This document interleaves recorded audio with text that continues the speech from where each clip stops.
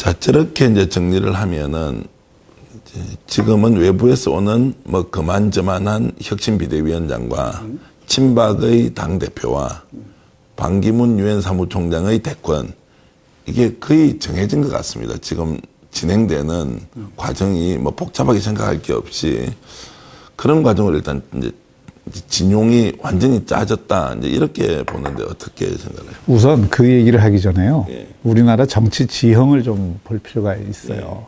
제가 이번에 총선 결과를 상당히 정확히 맞힌 사람 중에 한 명입니다.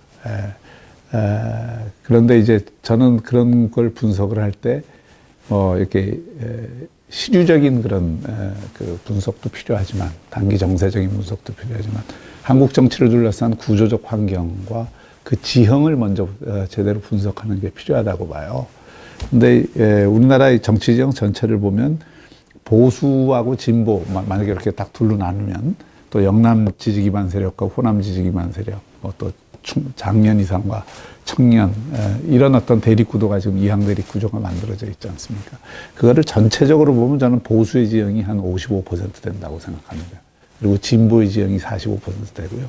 과거에 진보 정권을 창출했던 두 번의 경우는 다 보수 일부를 뛰어가서 된 거죠. 그리고 지난 대선과 그 지난 대선에서 1대1로 맞붙었을 때는 이게 보수가 그래도 조금 유리한 지형이었어요. 지금도 그 지형은 바뀌지 않았다고 생각합니다. 사람들의 정치의식이나 기본 성향들은.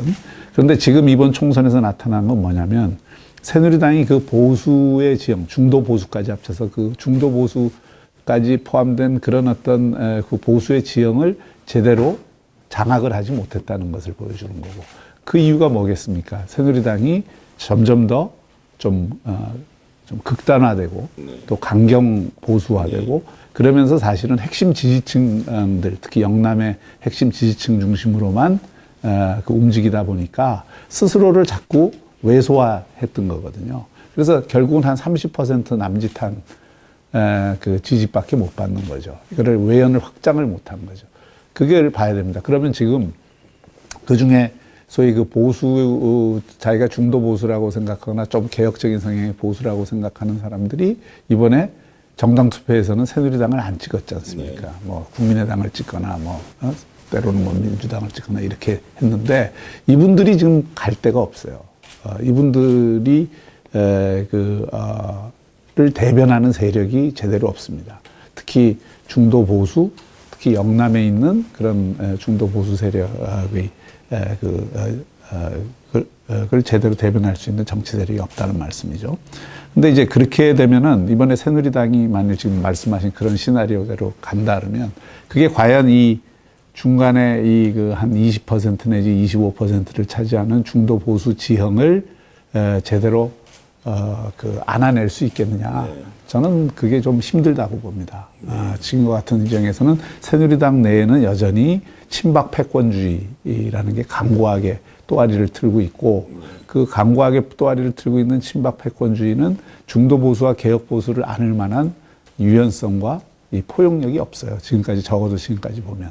근데 지금 총선 이후에도 그런 거를 한번 확게 벗어나려고 하는 노력을 안 하고, 그냥 현상 유지하고 관성에 의해서 움직이고 패권을 계속 강화하는 쪽으로 가서 거기서 어떤 후보를 데리고 오든 간에, 그게 과연 내년 대선에서 그런 어떤 보수의 그 지형 55% 정도 되는 이 지형을 다 커버할 수 있을까? 거기에 대해서는 저는 의문을 갖고 있습니다.